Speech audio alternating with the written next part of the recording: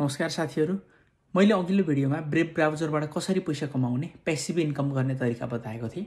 तपाईले ल्यापटप वा कम्प्युटरमा काम गर्दै गर्दा अथवा ब्राउजर कुनै पनि चलाउँदै गर्दा यताबाट इन्कम गरिराख्न चाहिँ कसरी सकिन्छ भनेर मैले भिडियो बनाएको थिएँ। त्यसको लागि त्यो कमाएको पैसा राख्ने वालेट अपहोल्ड भन्ने वालेटको बारेमा मैले मेन्सन गरेको थिएँ। आज त्यो अपहोल्ड कसरी खोल्ने र कसरी सेटअप गर्ने सबै कुराहरू मैले सुरुवात बताउने छु। त्यसको लागि अपहोल्ड वालेट भनेर मैले ब्राउजरमा सर्च गर्ने बित्तिकै यो wallet.uphold भन्नेको वेबसाइट खुल्यो। यसमा गएर मैले यो लगइन भन्ने अप्सन छ, लगइन चाहिँ हाम्रो अकाउन्ट बनिसकेपछि गरिन्छ। त्यसै भएर साइन अप नाउमा क्लिक गरेँ। अब इन्डिभिजुअलमा सिलेक्ट गरेर तपाईँ कुन देशमा हुनुहुन्छ त्यो देश सिलेक्ट गर्नुहोस्। मेरो केसमा चाहिँ म अहिले अस्ट्रेलियामा छु। नेपालको पनि अप्सन छ यहाँ। नेपालको तपाईँले नम्बर राखेर नेपालमै खोल्न पनि मिल्छ। यहाँ मैले मेरो आफ्नो फोन नम्बर राख्छु। नम्बर हालेर नेक्स्ट गरेँ मैले।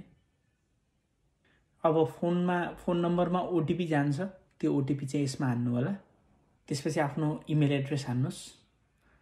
मैले केही कुराहरू यो सेक्युरिटी इस्युको कारणले मैले हाइड गरेको हुन सक्छु। भिडियो एडिट गर्दै गर्दा ब्लर अथवा हाइड गरेको हुन सक्छु, त्यसलाई अन्यथा नलिनु होला। कुन राज्यमा बस्नु भएको छ राज्य भर्न भनेको थियो, मैले नेक्स्ट गरेँ। त्यो गरेर अब इमेल भेरिफाई गर्न भनेको छ। सायद इमेलमा पनि ओटिपी जान्छ होला। मेरो इमेलमा एउटा लिङ्क आएको छ, मैले त्यसमा क्लिक गरेर त्यसलाई भेरिफाई गरिदिएँ यताबाट। अब यो नेक्स्ट पेजमा गयो। अब मैले आफ्नो legal name, date of birth र सिटिजनसिप कुन देशको नागरिक हो भन्ने कुरा भरेर मैले यसलाई नेक्स्ट गरिदिन्छु। आफ्नो डकुमेन्टमा जुन छ त्यही हाल्नु होला, किनकि डकुमेन्ट अनुसार भेरिफाई हुने हो यो। तपाईँले आफ्नो डकुमेन्ट पनि भर्नुपर्छ। मेरो सिटिजनसिप चाहिँ नेपालकै छ, त्यही भएर मैले नेपाली नै भरेँ। कन्फर्म गरेँ। अब एड्रेस हान्न भनेको छ। रेसिडेन्सियल एड्रेस भनेपछि म यहाँ जहाँ बसिरहेको छु त्यसको हान्छु।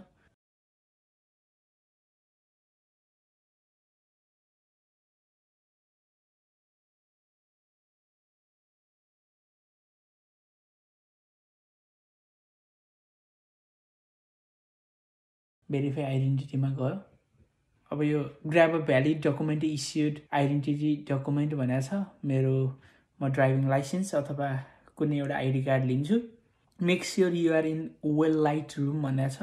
अलिकति झलमल्ल लाइट बोलेको ठाउँमा, छलङ्ग देखिने गरी। एल्लो एक्सेस टु यो क्यामेराहरूको एक्सेस माग्न सक्छ। मैले चाहिँ यो कम्प्युटरबाट गरेको छु। अब मोबाइलमा सायद मलाई रिडाइरेक्ट गर्छ होला यसले। अब हामी नेक्स्ट गरौँ यसलाई। यसले मलाई मोबाइलमा लैजान भन्यो। म मोबाइलमा जान्छु। यो क्युआर स्क्यान गरेर पनि जान मिल्यो, फोन नम्बरबाट पनि जान मिल्यो। मोबाइलमा चाहिँ मेरो कोड आएको थिएन, त्यही भएर म स्क्यानरबाटै गएको थिएँ। सो मैले यसलाई स्किप गरिदिएँ। म यो मोबाइलमा चाहिँ यो क्युआर कोड आएको छ, यसलाई स्क्यान गरेर म भेरिफाई गर्छु। म मोबाइलमा भेरिफाई गर्दाका केही स्क्रिनसटहरू पनि गरेको छु, त्यो पनि म यो भिडियो एडिटिङ गर्दाखेरि म हालिदिन्छु। तर प्रोसेस इजी छ। इन्फर्मेसनहरू सबै यसले मागे अनुसार हाल्दै जानु होला, केही अप्ठ्यारो छैन। तपाईँलाई केही कुरामा कन्फ्युज छ भने यसको कमेन्ट बक्समा पनि तपाईँले लेख्न सक्नुहुन्छ। म सक्दो उत्तर दिने कोसिस गर्नेछु। भेरिफाई हुन 2-4 मिनट लगाउँछ। तपाईँले सबै कुरा हानिसकेपछि यो verification data has been successfully submitted भनेको छ। मेरो भइसक्यो। मलाई इमेल पनि आएको थियो सक्सेसफुल्ली भन्दै। भेरिफाइड आइडेन्टिटी भइसक्यो है त, यो खुलिसक्यो। अब हामीले ब्रेभ ब्राउजरबाट एड हेरे बापतको पैसा हामीलाई जो ब्रेभले दिन्छ त्यो सबै यसमा जान्छ। यसबाट तपाईँले इथेरियममा स्वाप गर्न सक्नुहुन्छ, XRPमा स्वाप गर्न सक्नुहुन्छ, बिटकोइनमा पनि स्वाप गर्न सक्नुहुन्छ।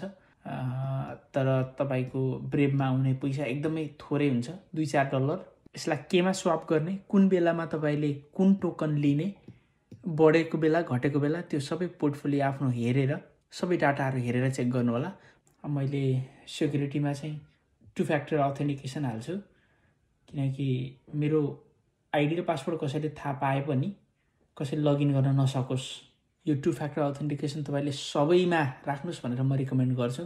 तपाईँको फेसबुक, गुगल, जुनसुकै वालेट होस्, प्लेटफर्म होस्, एक्सचेन्ज गर्ने, बाइबिट, बाइनान्स, वाटेभर तपाईँले जे चलाउनुहुन्छ यसमा 2 फ्याक्टर अथेन्टिकेसन राख्नु होला। खास गरी पैसाको कारोबार गर्ने चिजहरूमा चाहिँ एकदमै नछुटाउनु होला। तपाईँलाई यो सम्बन्धी केही क्वेसनहरू छन् भने कमेन्ट बक्समा राख्न सक्नुहुन्छ, मैले त्यसको उत्तर दिने कोसिस गर्नेछु।